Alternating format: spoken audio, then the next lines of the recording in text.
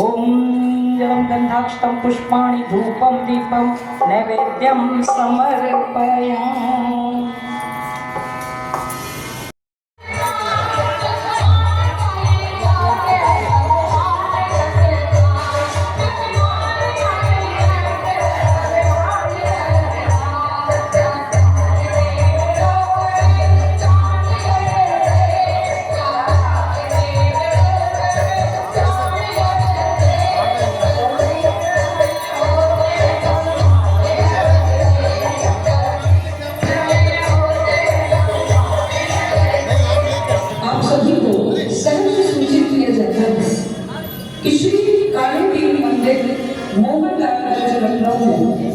दिनांक 26 नवंबर 2025 बुधवार से 29 भाई साहब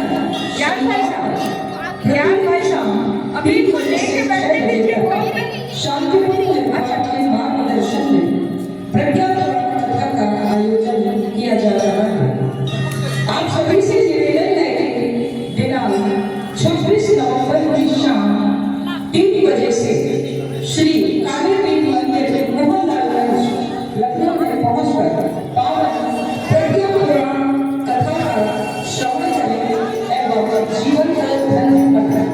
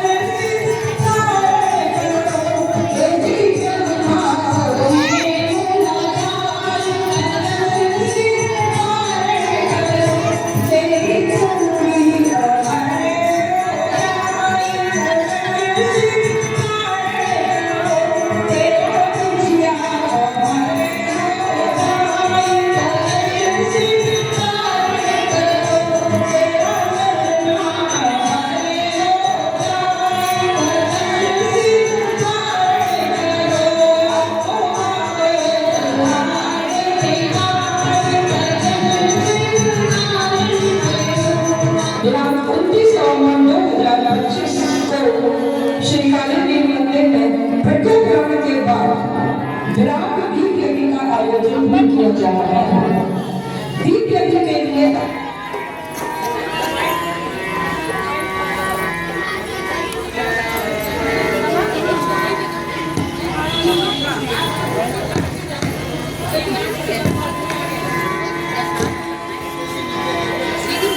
प्रसाद इसमें से निकलवा है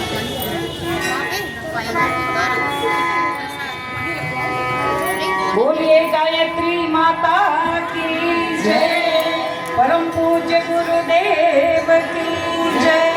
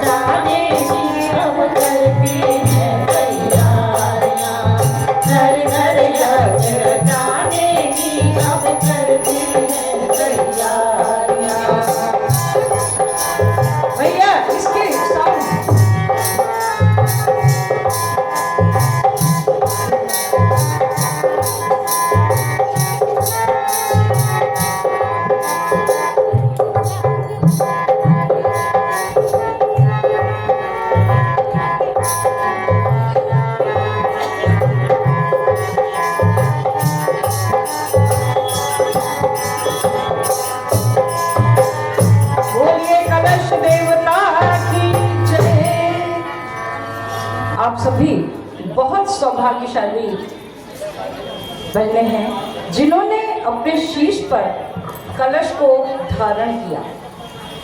मंत्र है कि कलशस्य मुखे विष्णु, कि कलश के मुख में विष्णु का वास होता है। कंठे रुद्र समाश्रित है, कलश के कंठ में रुद्र का वास होता है। और मूले स्थितो ब्रह्मा, इसके मूल में ब्रह्मा जी हैं और मध्य मात्र गणा संस्थिता है, समस्त मात्र शक्तियां इसके मध्य में हैं। आप सभी को वह कलश धारण करने का सौभाग्य मिला जिसमें ब्रह्मा है, विष्णु है, महेश है और समस्त मात्र शक्तियां हैं।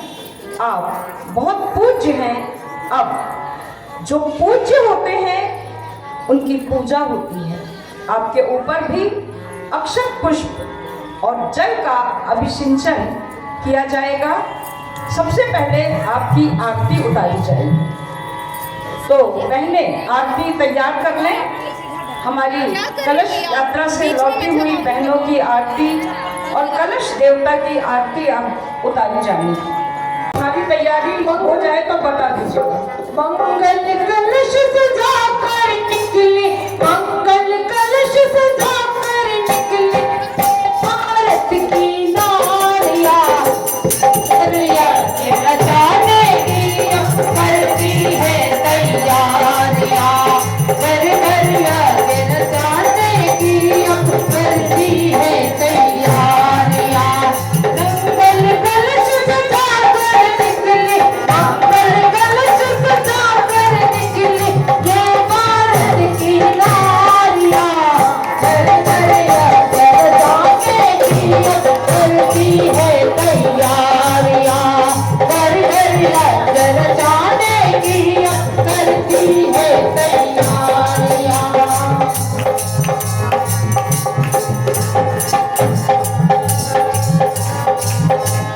भारत माता की ये बेटी, गायत्री माँ की प्यारी, गायत्री माँ की प्यारी, ज्ञान यज्ञ की ज्योति जलाने निकली है मिलकर सारी, निकली है मिलकर सारी। हर प्राणी के जीवन में, हर प्राणी के जीवन में कर देती है उजियारियां। मंगल कलश सजा कर निकले भारत की नारियां, मंगल कलश सजा कर निकले भारत की नारियां, मंगल कलश सजा कर निकले भारत की नारियां। बोले कलशस्थ देवताओं की जय, भारत माता की जय। आइए आरती का आरंभ करते हैं। कलश की आरती और बहनों की भी आरती, उसके बाद पुष्प और जल से अभिषेचन।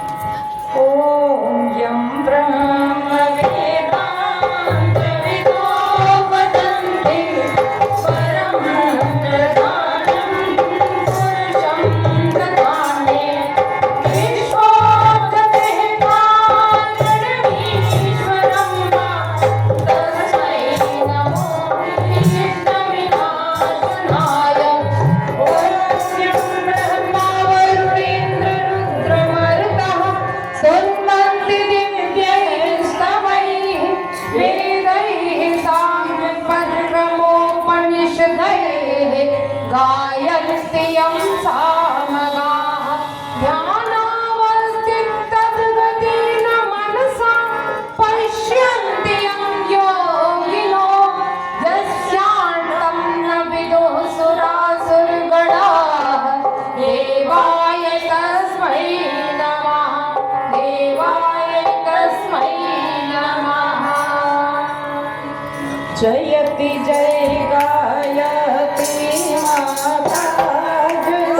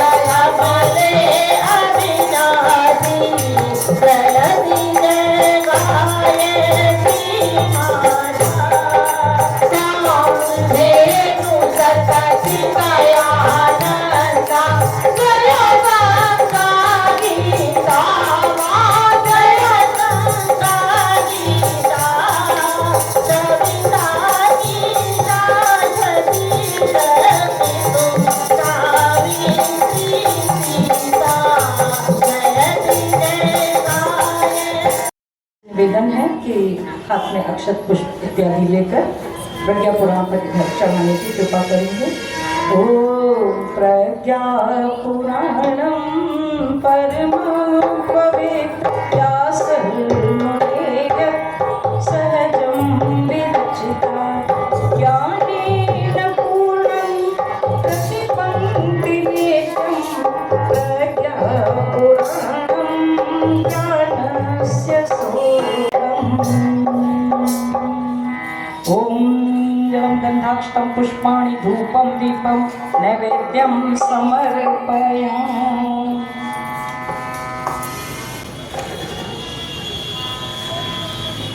बोलिए पावन प्रज्ञा पुराण की जय। अब हमारे ज्ञान भाई साहब संकल्प कराएंगे लोगों से प्रतिदिन आने का। माइक आप भैया से कह दीजिए, वो एक माइक आपको उपलब्ध कराते हैं।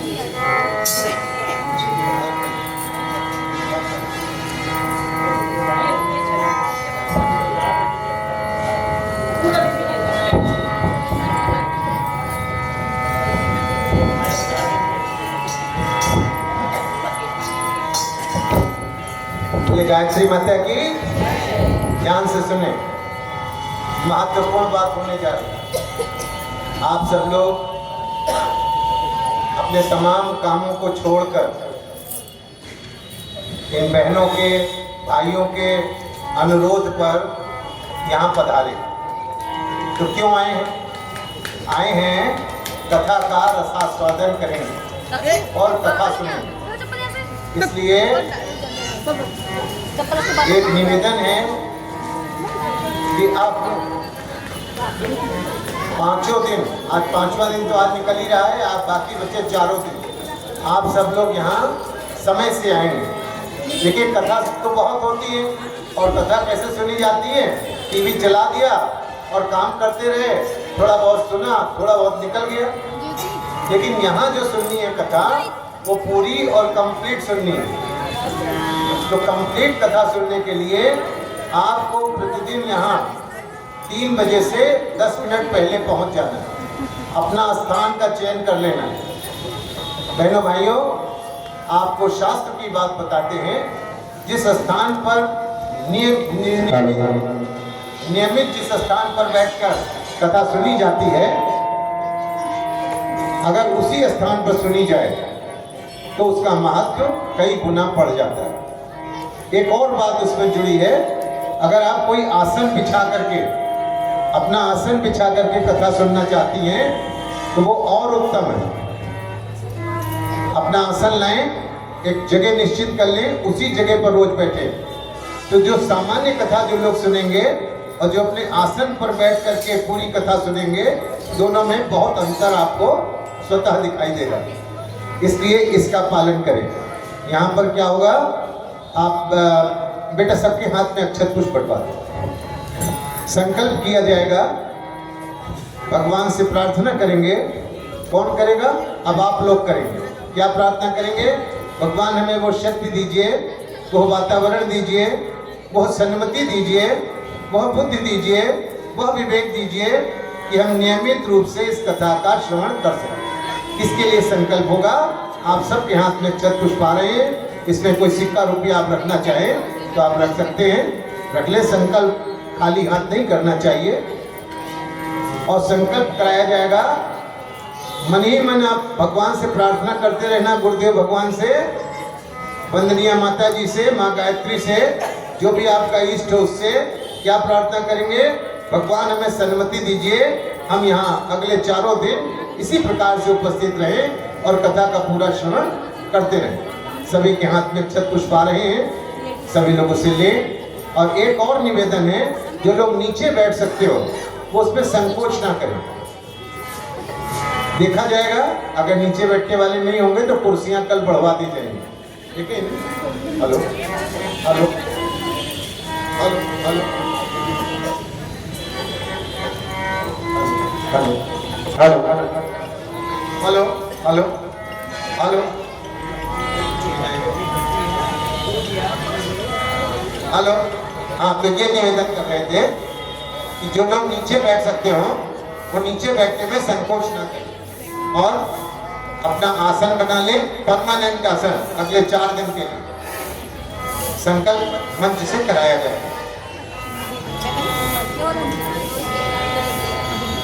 आप सभी के हाथों में अक्षत पुष्प आ चुके हैं। संकल्प करवाया जा रहा है।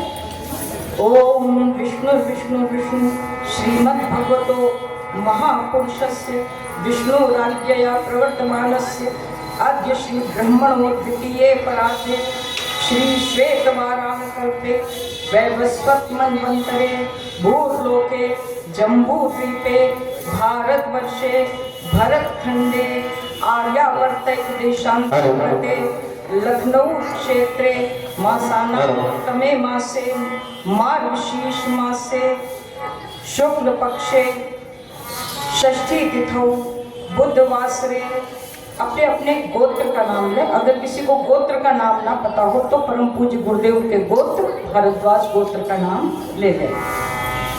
गोत्र का नाम लेकर अपना अपना नाम ले।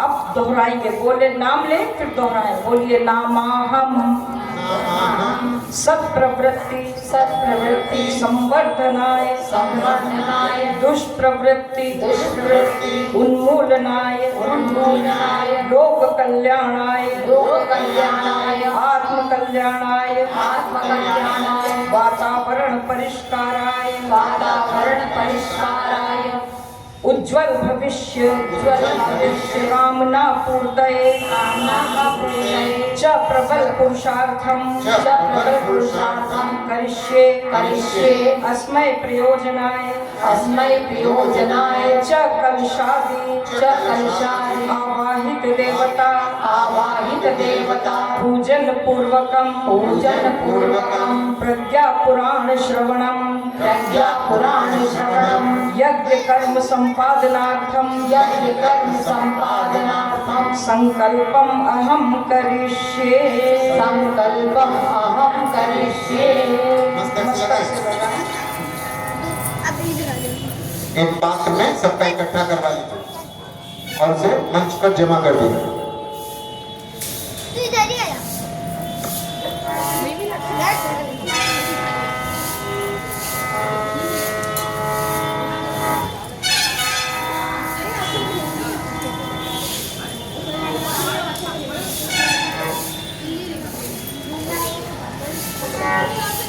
बोलिए पावन प्रज्ञा पुराण की जय। आप में से बहुतों के लिए ये प्रज्ञा पुराण शब्द नया होगा और जो हमारे मिशन से जुड़े हुए लोग हैं उन्होंने खूब प्रज्ञा पुराण का श्रवण किया होगा। तो सबसे पहले यह जानने का प्रयास करते हैं कि यह प्रज्ञा पुराण किसने लिखा और क्यों लिखा। इतने सारे पुराण हैं, वेद हैं, इतने श्लोक हैं, सब कुछ है, इतना विपुल कथा साहित्य होने के बाद भी इस प्रज्ञा पुराण के रचने की क्या आवश्यकता पड़ी। तो समय बहुत तेजी से बदल रहा है। हम सब वो पीढ़ी है जिसने मिट्टी के चूल्हे में भी खाना बनाया होगा और आज इस डिजिटल क्रांति के एक हिस्से बने हुए हमने समय को बहुत तेजी से परिवर्तित होते देखा है। तो जब समय में परिवर्तन होता है तो समस्याएं भी नई नई आती हैं और जब समस्याएं नई नई आती हैं तो समाधान नए नए आते हैं। प्रज्ञा पुराण में युग ऋषि वेद मूर्ति तपोनिष्ठ पंडित श्री राम शर्मा आचार्य ने अपनी लेखनी से संसार के उन सभी प्रासंगिक समस्याओं का समाधान प्रस्तुत किया है सूत्र रूप में, जो कि आज वातावरण को इतना भयावह बना रही है। परम पूज्य गुरुदेव ने लगभग 15 वर्ष की उम्र में हिमालय से पधारी हुई देव सत्ता, गुरु सत्ता का दर्शन अखंड दीप की लौ में किया था, अखंड दीप की ज्योति में किया था। उन्होंने गुरुदेव को, अर्थात जब हम कहेंगे दादा गुरुदेव तो मतलब है कि वो हिमालयवासी ऋषि सत्ता है। और जब गुरुदेव, तो हमारे ये गुरुदेव जो देव मंच पर विराजमान है, तो उन्होंने बताया कि तुम्हारा जन्म इस बिगड़ी हुई परिस्थिति को सुधारने के लिए हुआ है। इसके लिए तुम्हें लोगों के विचारों को बदलना होगा। विचारों को बदलने के लिए विचार क्रांति करनी होगी। तो परम पूज्य गुरुदेव ने पूछा, अपने उन गुरु से पूछा कि आज के समय में जब एक बेटा अपने पिता को मांगने पर जल नहीं देता, तो हम क्या उम्मीद करें कि ये पूरी दुनिया के लोग हमारी बात मानेंगे। गायत्री मंत्र के 24 महापुरुष चरण करने होंगे। 24 वर्षों तक तुम्हें गाय के गोबर से निकले जौ की रोटी खानी होगी। 24 वर्षों तक शक्कर और नमक का सेवन नहीं करना होगा। 24 वर्षों तक 60 से 65 मालाएं प्रतिदिन जपनी होंगी और विपुल साहित्य का सृजन करना होगा। परम पूज्य गुरुदेव ने यह सब किया और समस्याओं के निराकरण के लिए प्रज्ञा पुराण का सृजन किया, जिसको आज हम सुनने जा रहे हैं। यह प्रज्ञा पुराण भगवान विष्णु और देवर्षि नारद के संवाद के रूप में है। तो आइए सबसे पहले हम देवर्षि नारद का हृदय में आवाहन करते हैं, तत्पश्चात प्रज्ञा पुराण की कथा आरंभ होगी। श्रीमन्नारायण नारायण नारायण श्रीमन्नारायण नारायण नारायण श्रीमन्नारायण नारायण नारायण श्रीमन्नारायण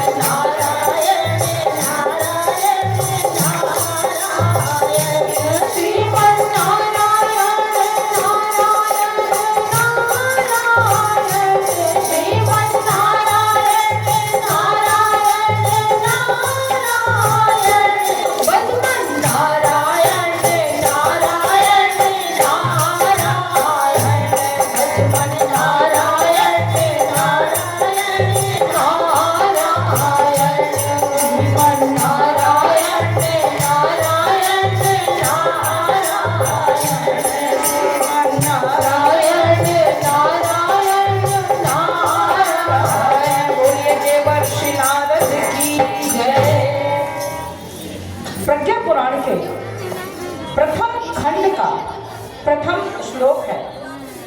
लोक कल्याण कृत धर्म धारणा संप्रसारकः व्रति यायावरो मान्यो देवर्षि सप्तमः। लोक कल्याण कृत अर्थात इस संसार में लोक कल्याण को सबसे महान काम मानते हुए परम पूज्य गुरुदेव ने प्रज्ञा पुराण का शुभारंभ इन्हीं शब्दों से किया।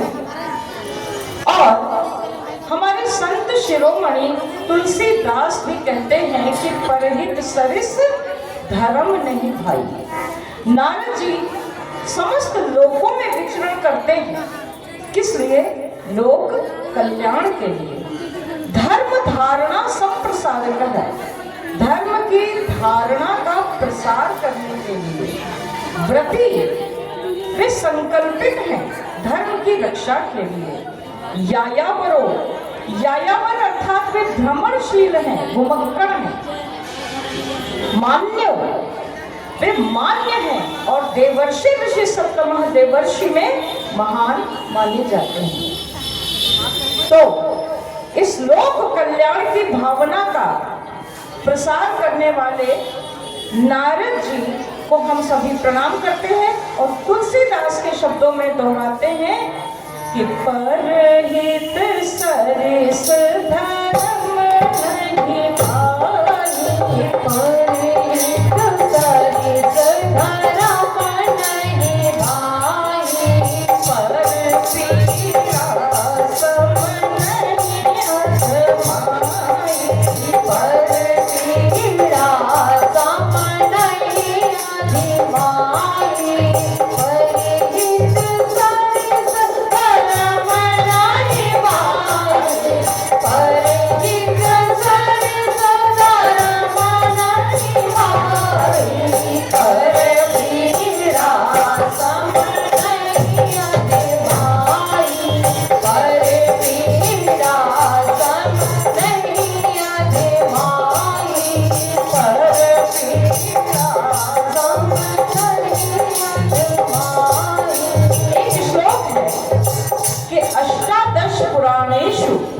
व्यासस्य वचनद्वयं परोपकार पुण्याय पापाय पर पीडनम।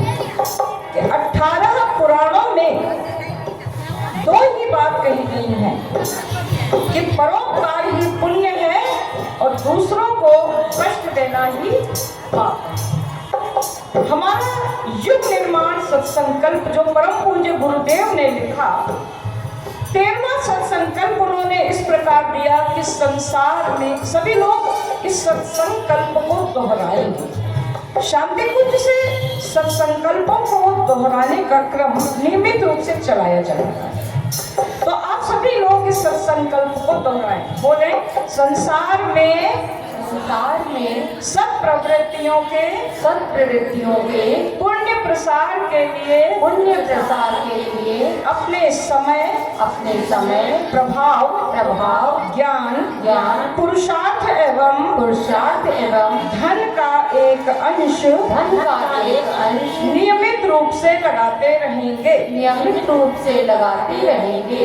तो अगर हम धन समय प्रभाव ये सब कुछ समाज के लिए न लगा पाए तो आप ये मानिए कि हम परम पूज्य गुरुदेव के शिष्य नहीं हैं। इसका अगला श्लोक है प्रज्ञा पुराण का। अव्याहत गतिम प्राप्त गंतुम विष्णु पदम सदा नारदो ज्ञान चर्चार्थम स्थित्वा वैकुंठ सन्निधौ। एकमात्र नारद जी को ही यह सुविधा प्राप्त है कि वे कभी भी कहीं भी बिना रोक टोक जा सकते हैं और भगवान विष्णु के दर्शन करके उनके साथ ज्ञान की चर्चा कर सकते हैं।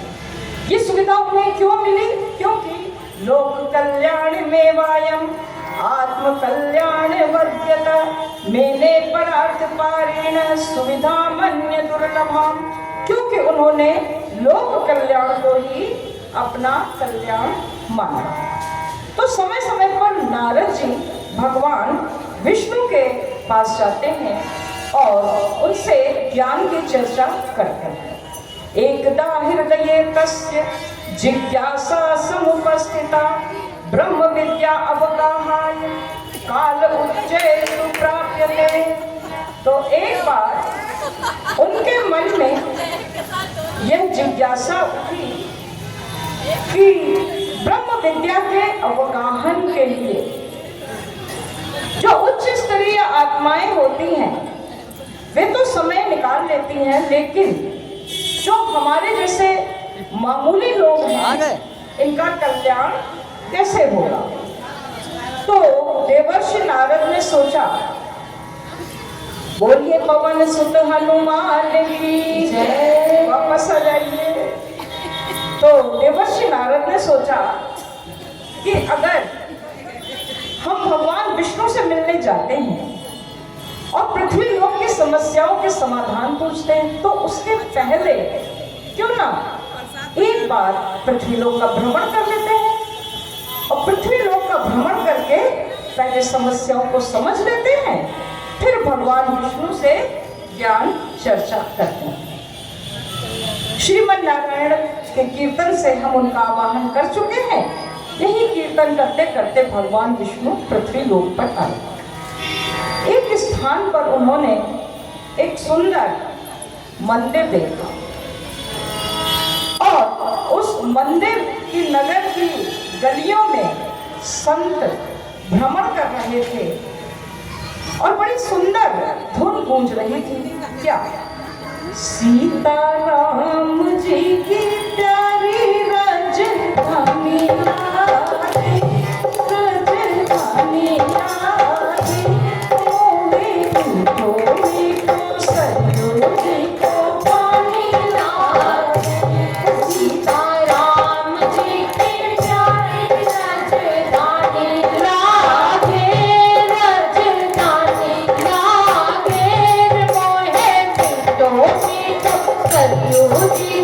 पानी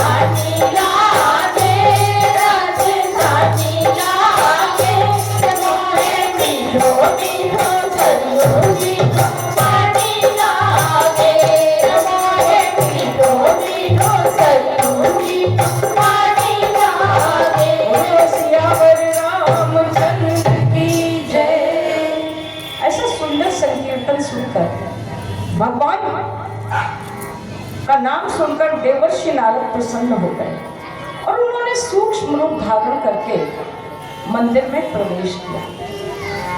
अंदर भगवान राम की कथा चल रही थी। पंडित जी मधुर वाणी में कथा सुना रहे थे कि राम का राज्याभिषेक होते होते रुक गया है, वनवास उन्हें दिया जा रहा है और सीता माता उनके साथ जा रही है। लक्ष्मण जी भी उनके साथ जाने के लिए व्याकुल हो रहे हैं और माता सुमित्रा के पास उनके अनुमति लेने के लिए पहुंचते हैं। तो माता सुमित्रा उन्हें क्या जवाब देती हैं कि अवध तहाँ जहाँ राम निवास, अवध तहाँ जहाँ राम निवास, तहाँ दिवस जहाँ भानु प्रकाशु, तहाँ दिवस जहाँ भानु प्रकाशु, जो बेसी राम मन जानी, जो बेसी राम मन जानी, अवध तुम्हारे काम सुनानी, अवध तुम्हारे काज सुनाई, अवध तुम्हारे काज सुनाई, अवध तुम्हारे काज सुनाई। नारद जी कथा सुनकर एकदम मस्त हो रहे और उनके बगल में एक व्यक्ति बैठा भी झूम झूम कर कथा सुन रहा था, झूम झूम कर कीर्तन कर रहा था। लेकिन बीच बीच में वो अपनी घड़ी भी बार बार देख लेता था, बड़ा बेचैन जैसा लग रहा था। उसने घड़ी देखी और एकदम से उठकर चल दिया। तो नारद जी को बड़ा आश्चर्य हुआ कि कथा को छोड़कर एकदम अचानक से ये भागता हुआ कहाँ जा रहा है। उन्होंने सोचा चलो हम तो निकले ही हैं मृत्यु लोक का भ्रमण करने के लिए, घूमने के लिए, यहाँ का हालचाल जानने के लिए, चलो इसके साथ चलते हैं और आगे की चीजें कुछ जानते हैं। तो उन्होंने कहा भैया वो इतनी बढ़िया कथा चल रही थी, कहाँ भागे जा रहे हो छोड़ के। तो वो बोला अरे कथा तो मैं पिछले 1 साल से सुन रहा हूँ अखंड, आज भी इसीलिए आया था क्योंकि अखंड रखना था, नहीं तो आज मेरा भाई से मुकदमा है। हमारे और उसके बीच थोड़ी जमीन है, जैसे ये यहाँ पर जमीन है खाली, जो बैठ जाए जमीन उसकी। तो मेरे और मेरे भाई के बीच में जमीन का मुकदमा चल रहा है, उसके वकील को मैंने अपने पक्ष में मिला लिया है, अभी कचहरी जाना है। तो मुझे पूरी उम्मीद है कि मैं मुकदमा जीत जाऊंगा, वो जमीन मेरी हो जाएगी। तो नारद जी ने कहा क्या वो तुम्हारी जमीन है? नहीं, वो भी है तो नहीं मेरी जमीन, लेकिन मेरा भाई सोच रहा है उसे मिल जाए, मैं सोच रहा हूँ मुझे मिल जाए। तो मैं जा रहा हूँ, मुझे बहुत जल्दी है, कल लड्डू लेकर आऊंगा, तुम भी आना, तुमको भी बातों में खिलाऊंगा। ये कहकर वो व्यक्ति बहुत तेजी से निकल गया। कि नारद जी ने सोचा कि मर्यादा पुरुषोत्तम श्री राम का चरित्र अखंड सुनने वाले व्यक्ति भी उनके आदर्शों पर क्यों नहीं चलते हैं। उनको तो चाहिए कि भगवान राम की तरह आचरण करें, लेकिन वे भूल जाते हैं कि राज तिलक को गेंद बनाकर खेलने लगे खिलाड़ी, राज तिलक को गेंद बनाकर खेलने लगे खिलाड़ी, इधर राम और उधर भरत दोनों ने ठोकर मारी, शिक्षा दे रही हमको रामायण हथियारी, शिक्षा दे रही हमको रामायण हथियारी, शिक्षा दे रही हमको रामायण हथियारी। रोसिया पर रामचंद्र की जय। नारद जी को यह सब कुछ देखकर बड़ा दुख हुआ, बहुत दुखी होकर वे आगे बढ़े। उन्हें एक बहुत बड़ा भवन दिखाई दिया, खूब पेड़ लगे थे, वातावरण अच्छा था।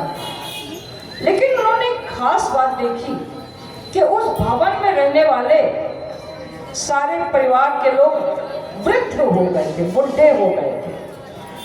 तो नारद जी को फिर आश्चर्य हुआ, ऐसा कैसे हो सकता है, कोई बच्चा नहीं, सब बुढ़े हैं।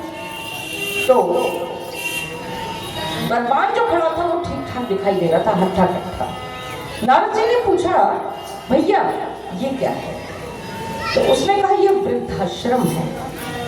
तो नारद जी ने कहा, किस ऋषि का आश्रम? इसके पहले मैं इधर आया था कुछ साल पहले, तब तो ऐसा कोई आश्रम नहीं था। कि नहीं, वो अब बना है, क्योंकि आजकल का व्यक्ति अपने माता पिता की सेवा कर नहीं पाता। जिन माता पिता ने खून पिलाकर पाला है उनको रोटी नहीं खिला पाता, तो यहाँ वहाँ छोड़ दिया जाता है।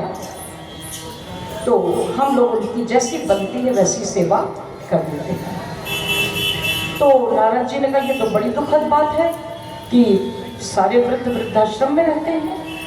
तो उसने कहा, हाँ, अधिकांश वृद्ध वृद्धाश्रमों में हैं। स्त्रियां जो परित्यक्ता होती हैं वो नारी निकेतन केंद्रों में हैं। बच्चे जो अनाथ हो जाते हैं या अवैध संतान के रूप में दुर्भाग्य से इस धरती पर जन्म लेते हैं वो अनाथालयों में हैं।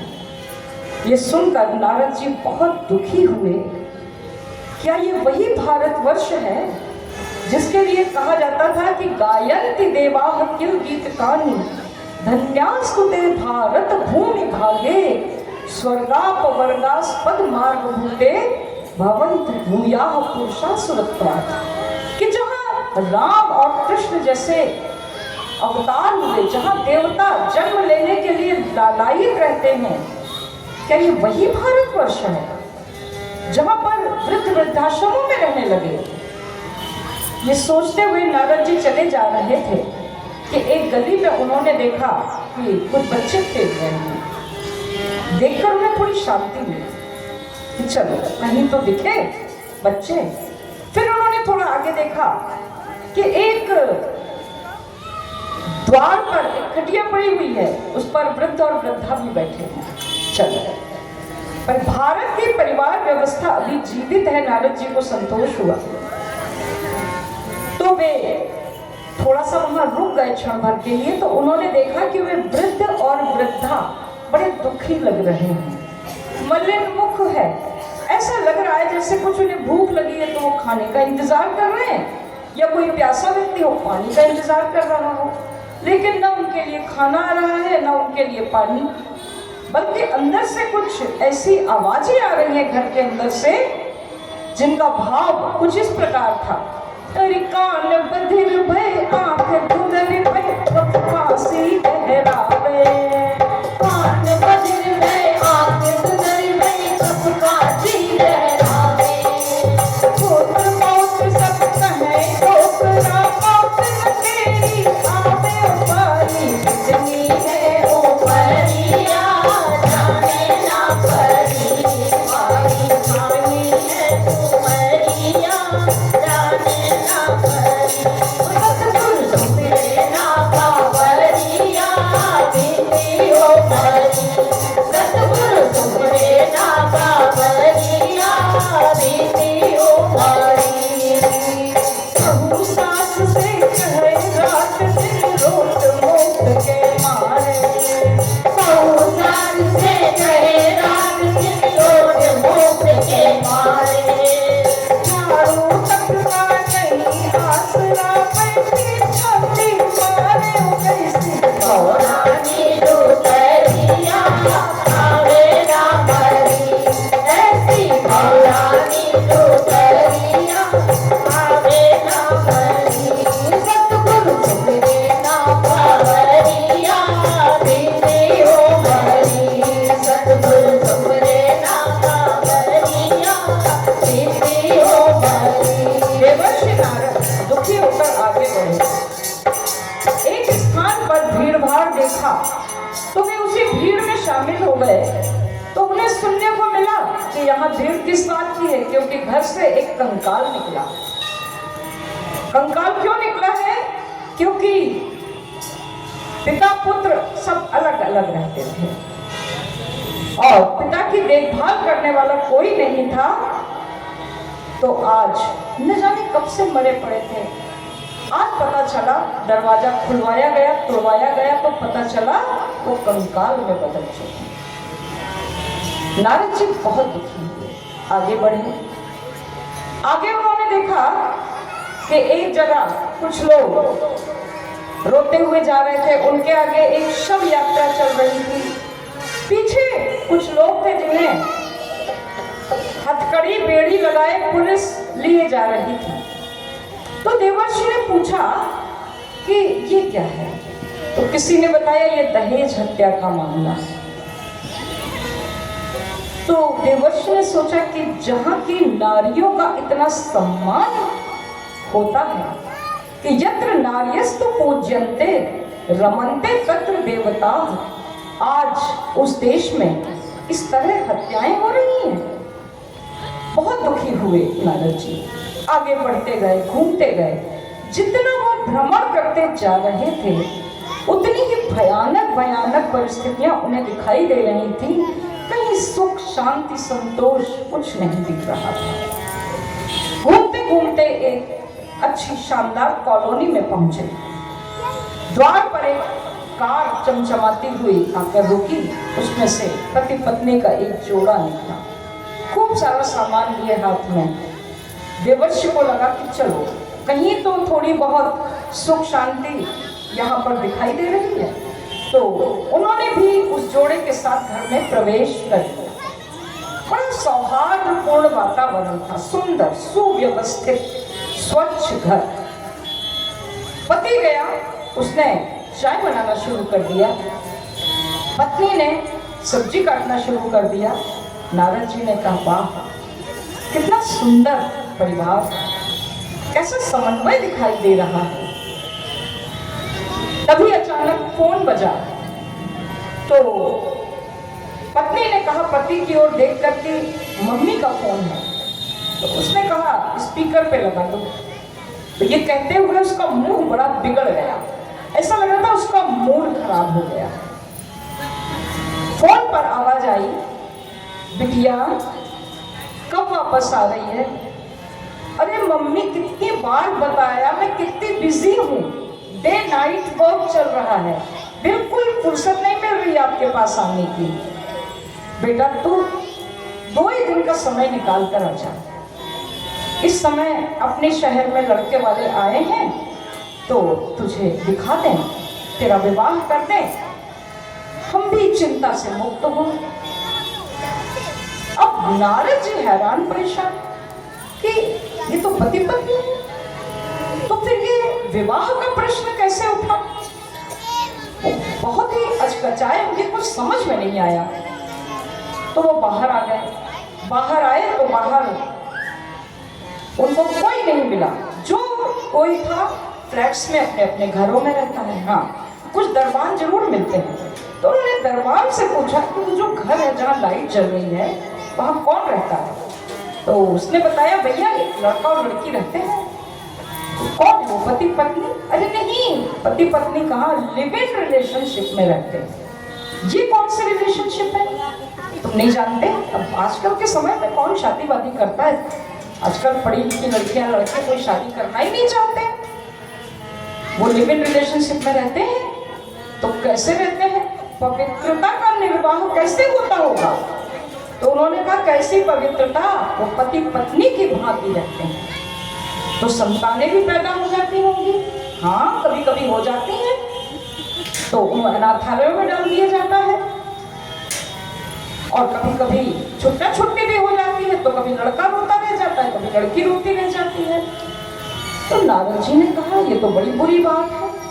उसने कहा तुमको कुछ पता नहीं है, लग रहा है किसी गाँव से आए हो। वो देखो होटल में क्या चल रहा है। तो नारद जी ने कहा अच्छा वहाँ? हाँ, वहाँ तो बड़ी सजावट है बिजली की, कोई लग रहा है उत्सव है।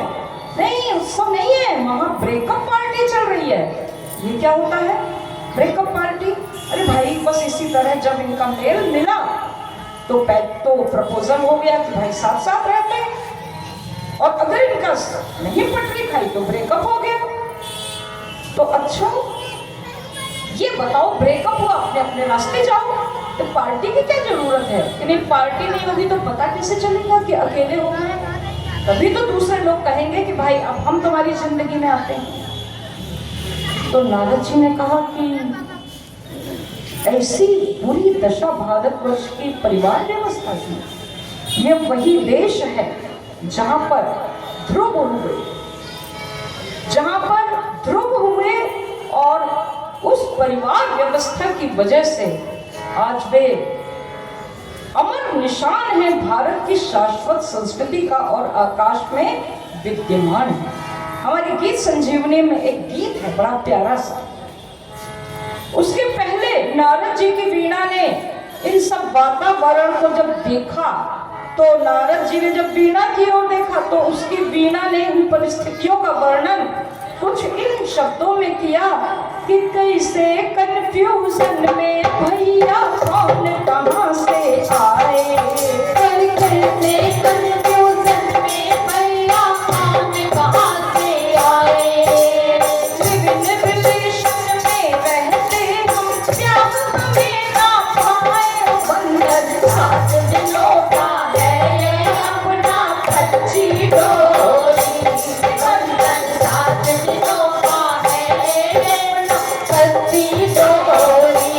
सतगुरु सुखरे का बाबरिया पीती हूँ बारी, सतगुरु सुखरे का बाबरिया पीती हूँ बारी। सुंदर आयोजन था उत्सव गीत और संगीत, सुंदर आयोजन था उत्सव गीत और संगीत। पता चला यह ब्रेकअप पार्टी, पता चला यह ब्रेकअप पार्टी बदल गए मनमीत साथी, ढूंढेंगे नया अपनी दुनिया बदली साथी, ढूंढेंगे नया अपनी दुनिया बदली। और सतगुरु सुखदे का बाबरिया पीती हूँ बारी, सतगुरु सुखदे का बाबरिया पीती हूँ बारी। नारद जी अपना माथा ठोंकते हुए आगे को बढ़े। सारी रात घूमते घूमते उन्हें कहीं कोई ऐसी सकारात्मक घटना देखने को नहीं मिली जिसे देखकर उनका मन प्रसन्न हो। ब्रह्म मुहूर्त हो चला था। उन्हें लगा चलो अब तो सुबह का समय है, कहीं तो हवन हो रहा होगा, तर्पण हो रहा होगा, कहीं तो स्वाहा, कहीं तो स्वधा सुनाई देगा। ऐसा तो कुछ नहीं सुनाई दिया, लेकिन एक घर के सामने एक कार से एक लड़की उतरी लड़खड़ाते कदमों से नशे में। उसकी माँ ने उससे कुछ पूछा, उसने गुर्रा कर कुछ जवाब दिया। ब्रह्म मुहूर्त में कार से लड़की घर में आती, ब्रह्म मुहूर्त में कारों से लड़की घर में आती।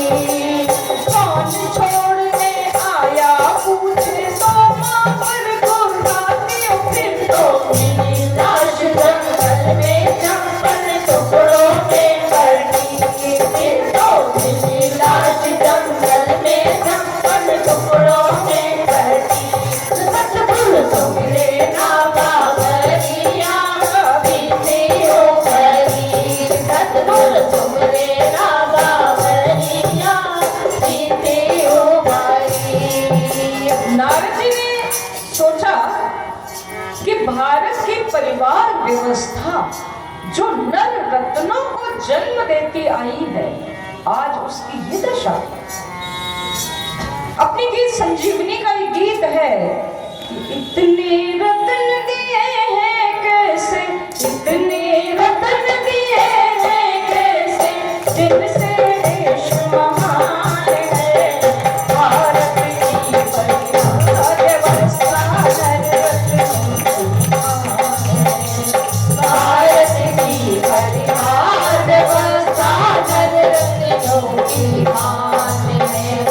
इतने रत्न दिए हैं कैसे,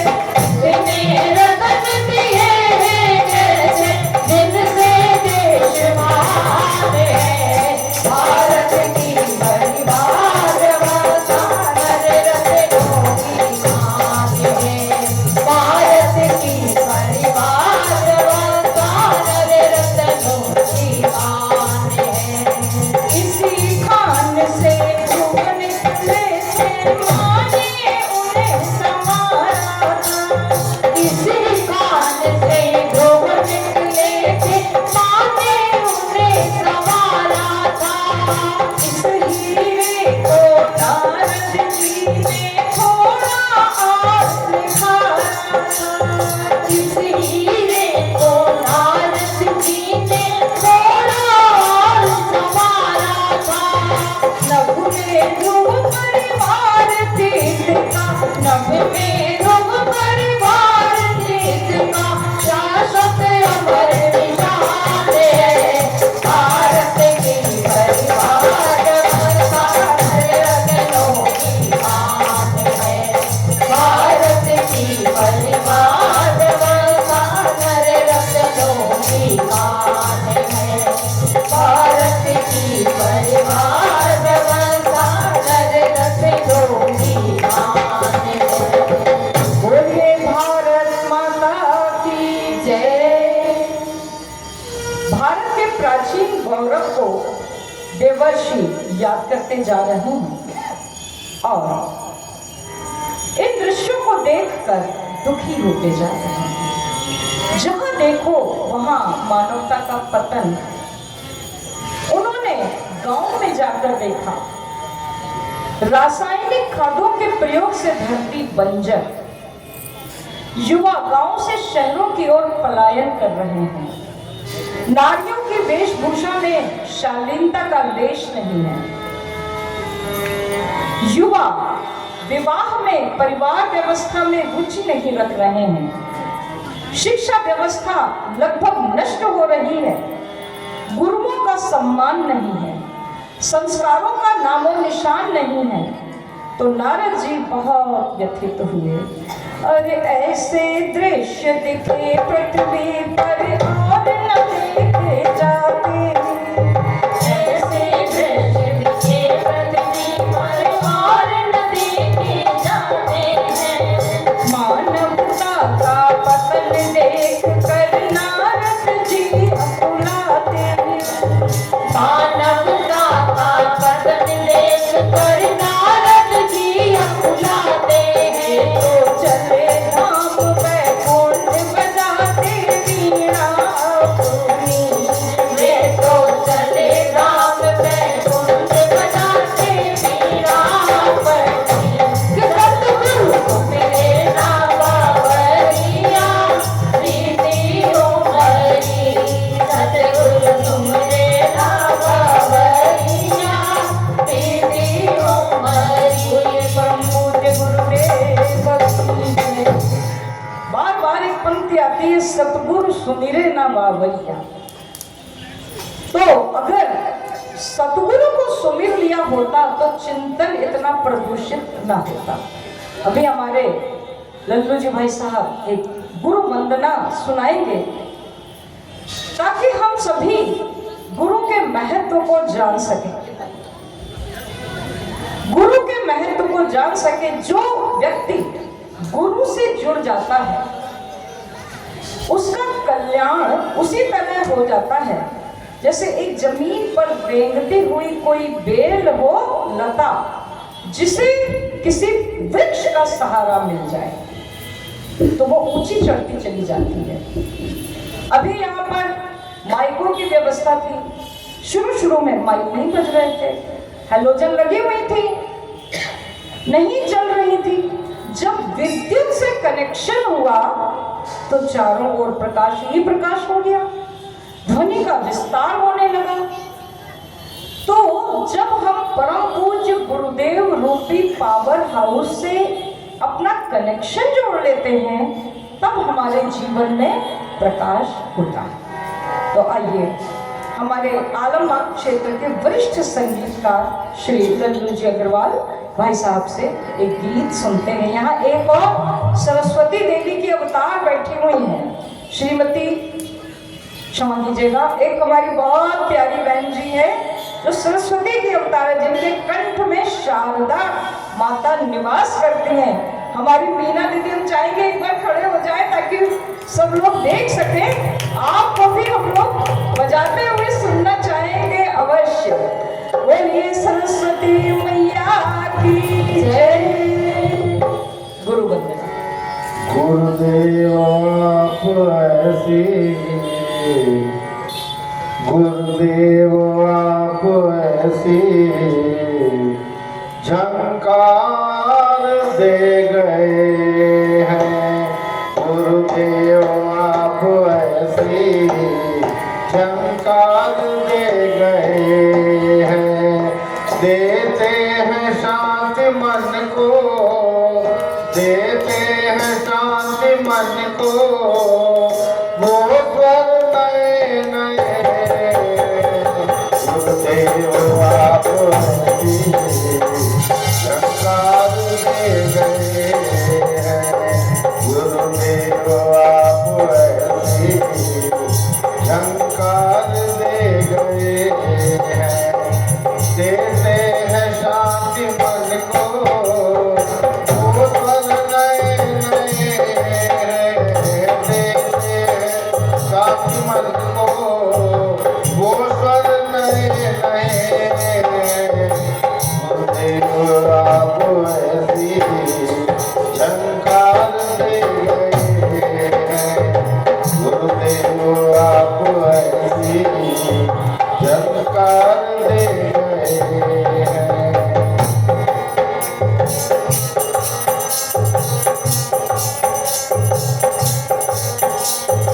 मदमोह कर्म क्रोध की अतिशय कठोर माया। मदमोह काम क्रोध की अतिशय कठोर माया। इन शत्रुओं ने मिलकर जी भर हमें सताया। इन शत्रुओं ने मिलकर जी भर हमें सताया। खटल पुडरे हुए, खटल पुडरे हुए संसार में गए। गुरुदेव आप ऐसी झंकार दे गए हैं। गुरुदेव आप ऐसी झंकार दे गए हैं। देते हैं शांति मन को, देते हैं शांति मन को, वो स्वर नए नए। गुरुदेव आप ऐसी झंकार दे गए हैं। जो पहले जा रही है उनको ये सूचित करना चाहते हैं कि सिर्फ 16 मिनट कार्यक्रम चलेगा, 15 मिनट, क्योंकि आज 2 बजे से आप लोग यहाँ आए हुए कलश यात्रा के लिए, तो आज हम 5:30 पर समाप्त कर देंगे। 5:14 थे, अब 5:15 हो गए। 15 मिनट आप लोग और रुकिए, आज 5:30 पर छोड़ देंगे। बोलो गायत्री माता की जय। हमारी बात मानने वालों की जय। फैली है आज घर घर आंगन से उपासनाएं। फैली है आज घर घर आंगन से उपासनाएं। कुछ भी समझ न पाते किसकी शरण में जाए। कुछ भी समझ न पाते किसकी शरण में जाए। ऐसे में आदि शक्ति का, ऐसे में आदि शक्ति का अधिकार दे गए। गुरुदेव आप ऐसी झंकार दे गए हैं। गुरुदेव आप ऐसी झंकार दे गए हैं। झंकार दे गए हैं। झंकार दे गए हैं। झंकार दे गए हैं। ये प्रज्ञा पुराण परम पूज्य गुरुदेव ने रचा है। तो समाज में जो आज नई नई समस्याएं दिखाई दे रही हैं, सबके समाधान है इसमें सूत्र रूप में कि ये समस्याएं क्यों हैं। लेकिन हम सब क्या करते हैं कि हमें लगता है कि अध्यात्म से जुड़ने का जो समय है वो वृद्धावस्था। ना हम अपने बच्चों को जोड़ना चाहते हैं, ना हम युवावस्था में स्वयं जुड़ते हैं। और एक समय ऐसा आता है कि जब जीवन समापन की ओर अग्रसर होता है, जब जीवन समापन की ओर अग्रसर है तब जोश आता है चलो भगवान से मिला जाए, लेकिन मुंह में दांत नहीं ठीक से, तो मंत्र का उच्चारण शुद्ध नहीं, पेट में आंत नहीं, सीधे बैठा नहीं जा रहा, हड्डियों में दर्द है, चला नहीं जा रहा। अध्यात्म किसी काम का नहीं ऐसे इंसान का। अध्यात्म में तो, अध्यात्म को तो ईश्वर के चरणों में तो खिला हुआ फूल चढ़ाना चाहिए। जब फूल खिल रहा होता है, ऐसा सुगंधित विकसित होता हुआ पुष्प ही ईश्वर के चरणों में चढ़ाना चाहिए। तो अगर जीवन खत्म हो फिर जीने का ढंग आए तो क्या फायदा। सुनिए, जीवन खत्म हुआ तो जीने का ढंग आया, जीवन खत्म हुआ तो जीने का ढंग आया। जब चंपा बुझ गई तो, जब चंपा बुझ गई तो दिल में रंग आया। जब चंपा बुझ गई तो महफिल में रंग आया। जीवन खत्म हुआ तो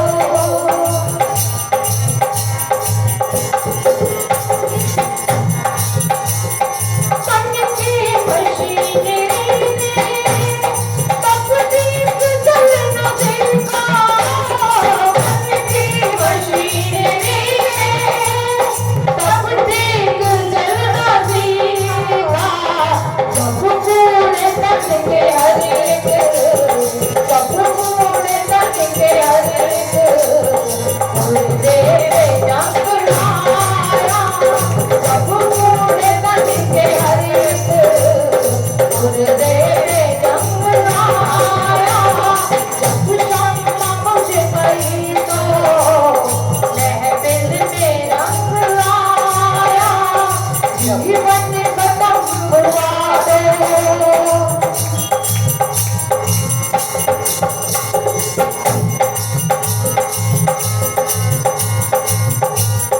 गाने निकल गए तो जग से सलाम मुसाफिर। गाने निकल गए तो जग से सलाम मुसाफिर। मायूस हाथ पलटा, मायूस हाथ पलटा, वापस में रंग आया। मायूस हाथ पलटा, वापस में रंग आया। जब चंपा बुझ गई तो महफिल में रंग आया। जीवन खत्म हुआ तो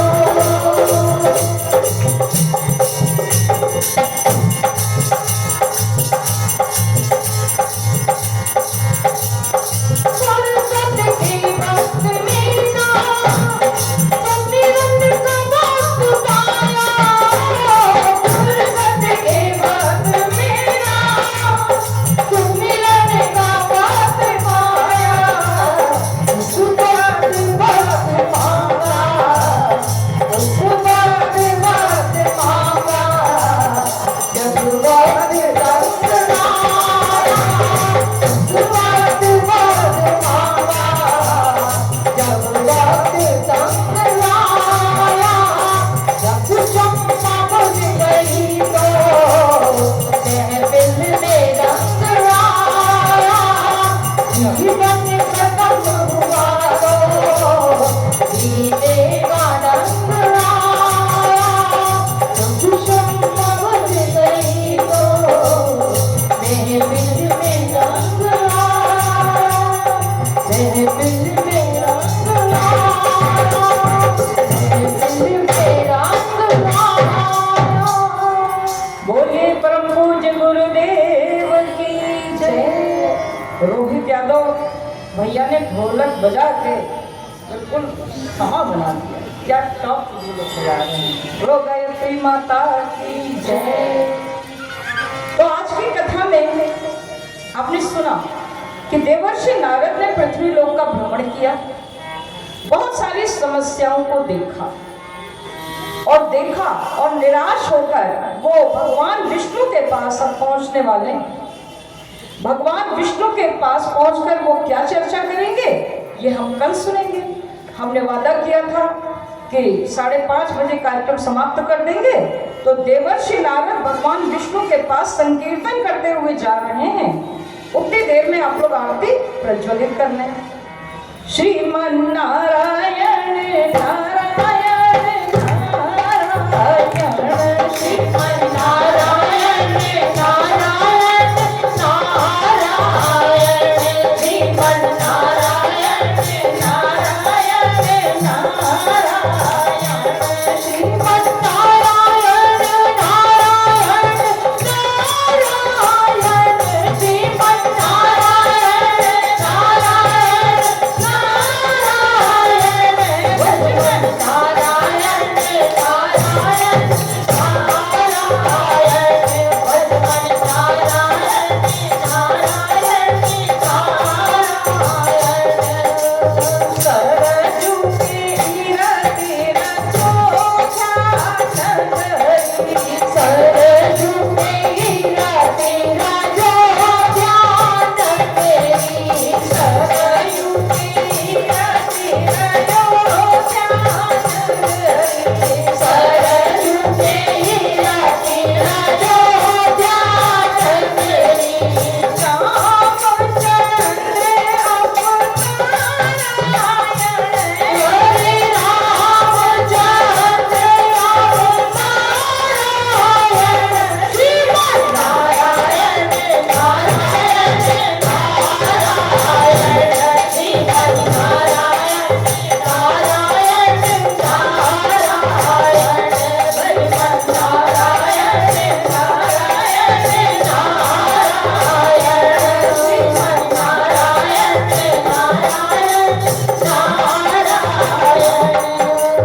यमुना के तीरथ रथेनु चरावत, यमुना के तीरथ रथेनु चरावत, यमुना के तीरथ रथेनु चरावत, यमुना के तीरथ रथेनु चरावत, मोर मुकुट सिर नारायण, मोर मुकुट सिर नारायण, श्रीमन नारायण नारायण नारायण, श्रीमन नारायण नारायण नारायण, श्रीमन नारायण नारायण नारायण, श्रीमन नारायण नारायण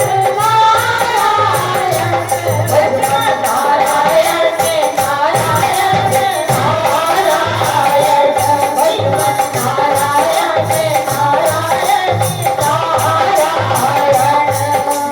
आरती प्रज्वलित होगी क्या? हाँ, आरती उधर भी होगी और इधर प्रज्ञा प्रणाम के लिए होगी। आइए आरती करते हैं, आप खड़े हो जाएं।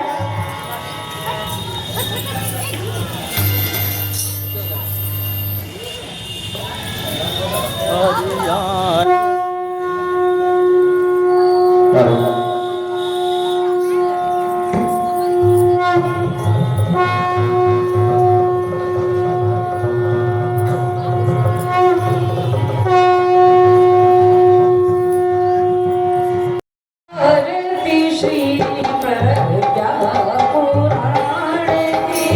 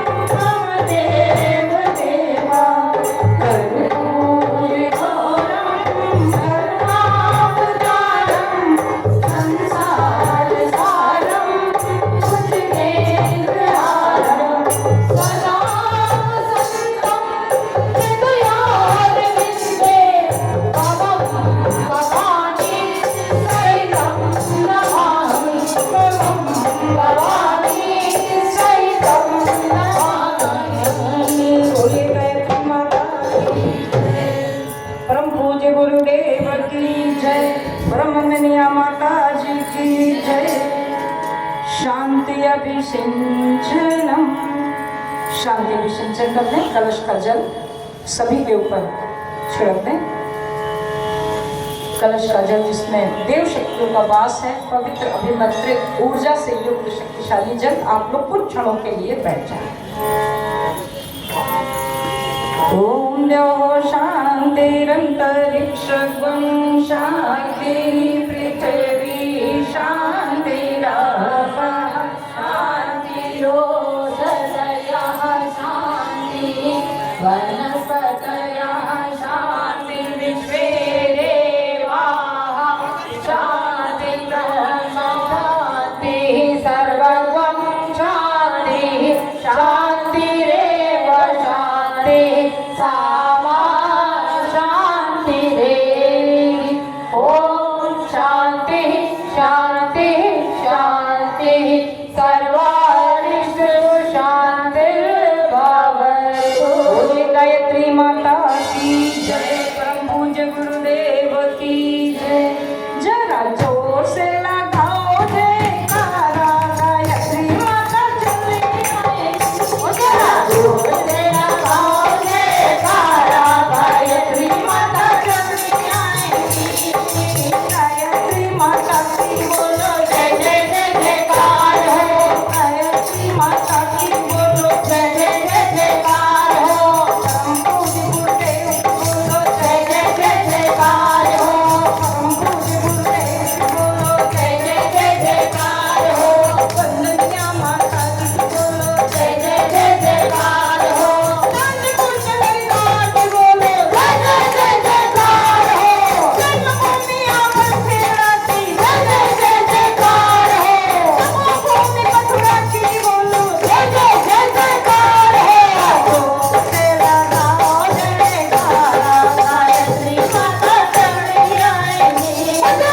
जोर से लगाओ जयकारा, गायत्री माता चली आएगी। एक बनेंगे, एक बनेंगे, एक बनेंगे, एक बनेंगे, सुधरेंगे, दुख सुधरेगा, बदलेंगे, दुख बदलेगा। यज्ञ की ज्योति जलाने अपने घर में जाएंगे। नया सवेरा नया उजाला इस धरती पर लाएंगे। जन्म जहाँ पर हमने खाया, अन्न जहाँ का हमने खाया, ज्ञान जहाँ से हमने पाया, वस्त्र जहाँ के हमने पहने, वो है प्यारा देश हमारा, प्यारा देश हमारा। इसकी रक्षा कौन करेगा? हम करेंगे, हम करेंगे। देश की खातिर कौन करेगा? हम करेंगे, हम करेंगे। जोर से लगाओ जयकारा, गायत्री माता चली आएगी। जोर से लगाओ जयकारा, गायत्री माता चली आएगी। जय हो, अधर्मता नाशो, प्राणियों में पावना हो, विश्व का कल्याण हो, विश्व का कल्याण हो। हरे महादेव, वंदे वेद मातरम, वंदे वेद मातरम, वंदे विश्व मातरम। रामाधिपति महाकाल की जय, काले वीर बाबा की जय। आगे की सूचनाएं आदरणीय ज्ञान भाई साहब के माध्यम से। Hello hello hello hello.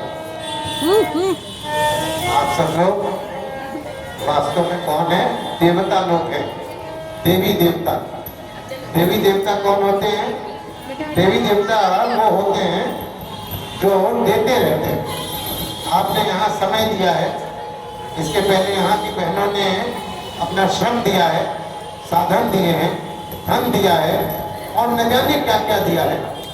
और लगातार पिछले 2-2.5 महीनों से इस कार्यक्रम की सफलता के लिए इतनी दूर दूर तक गांवों के अंदर तक जा करके यज्ञ कराए हैं, कार्यक्रम कराया है, प्रचार किया। हमारे इनको सबको बंद कर दो भैया, एक माइक चला, बाकी सब बंद कर दो। और साथ में